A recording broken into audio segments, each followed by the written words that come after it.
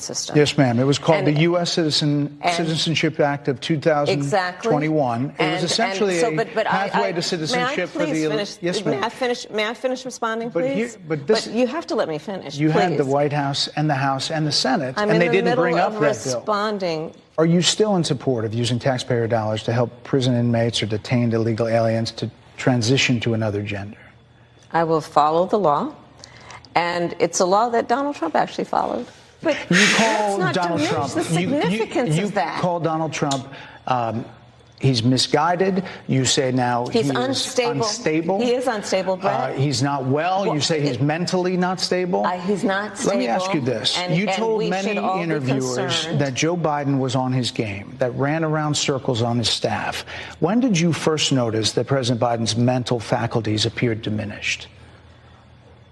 This is a democracy. And in a democracy, the president of the United States, in the United States of America, should be willing to be able to handle criticism without saying he'd lock people up for doing it. Yes, I knew this is coming. MSNBC has slammed Fox News, alleging that their interview with Kamala involved elements of racism and sexism because of cause. I don't get the point. So let Austin appeared. Well, the discourse lot called Trump's name like they usually do. They went further to talk about this interview. I was shocked to see that they are bringing in racism talks in this, sexism. Insane, right? I understand Sonny Austin, throughout her life, she cannot make a good sentence without involving things like race in it. It is insane. This man simply asked Kamala simple questions.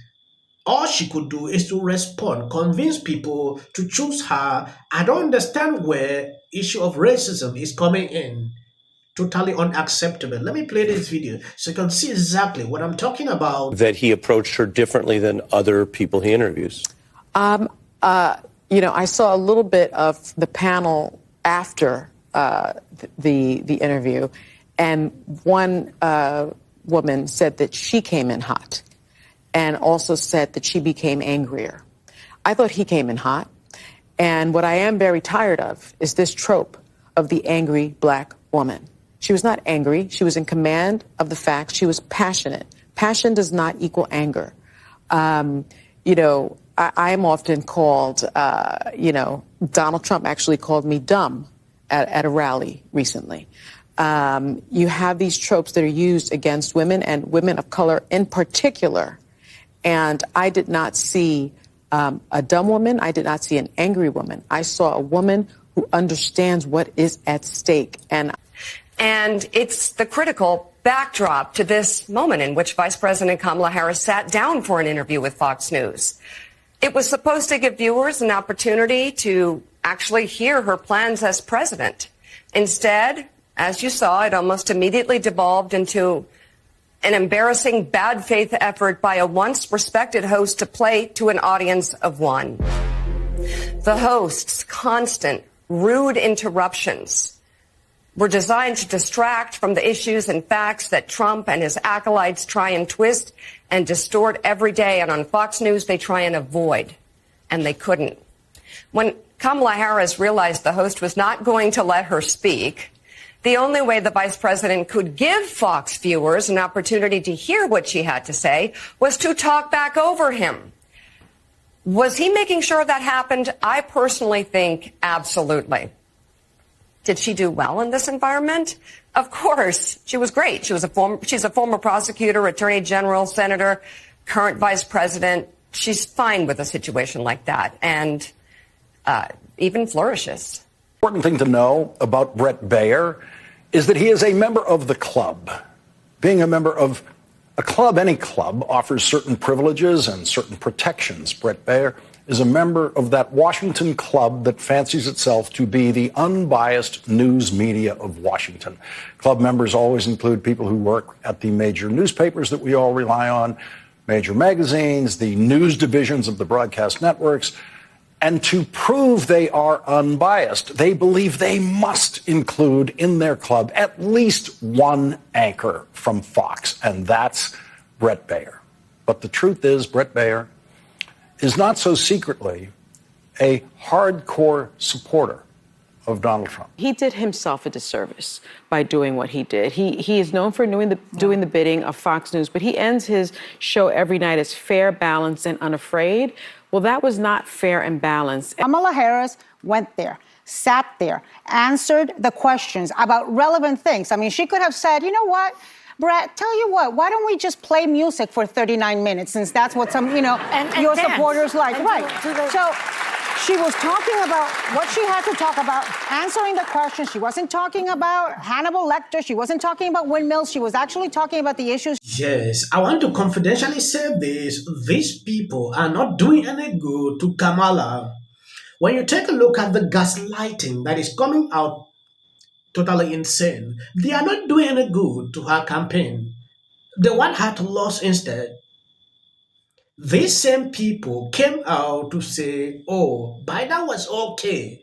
Any person saying otherwise, F you. That is what I saw on MSNBC. Kamala went in here for them to look into loopholes, try to criticize, balance up so she can correct herself in other interviews or places. Then that is how it is done. Don't just go off, start calling racism, start doing. No. I understand they are pushing her that she should win, but they are not doing her the good they're thinking. Especially the mainstream media, MSNBC, The View, the kind of things they spew out after the interview. I was shocked. Sonny Austin accusing this person talking about racism, sexism. Just not the Twitter is real life ever, but no, looking at it seemed like a Rorschach test right from the beginning. Yes. of how people were going to see.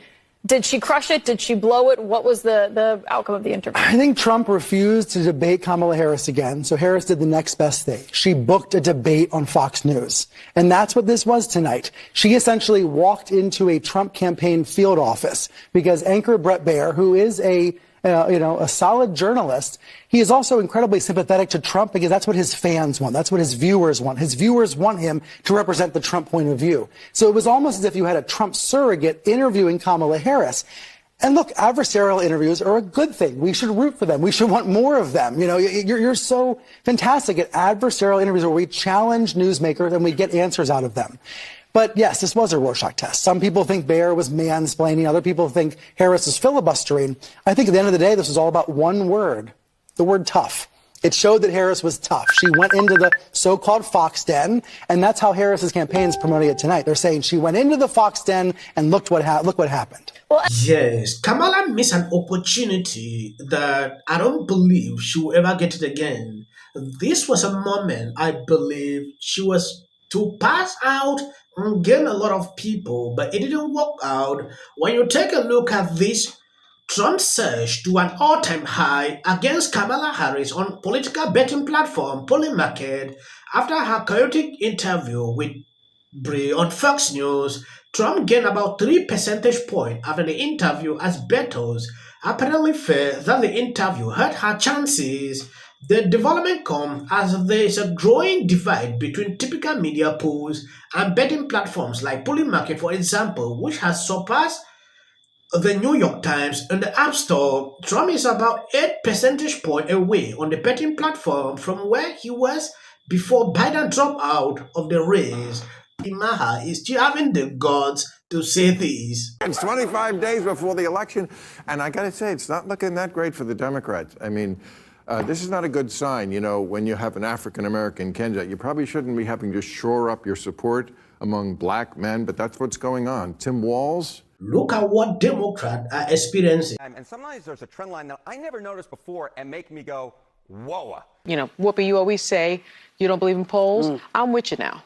Because Axios, blue wall blues. Fox, Dems are scared to death. No, Dems are not scared to death. Is it a good announcement?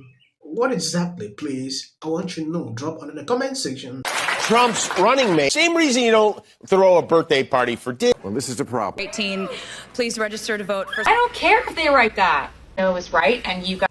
I'm going to shake it off. It's like 73% said they're voting for Trump. Okay, yeah. Kamala, you hired me 4 times. I tell him, I'm like, I'll just pop. How dumb are you?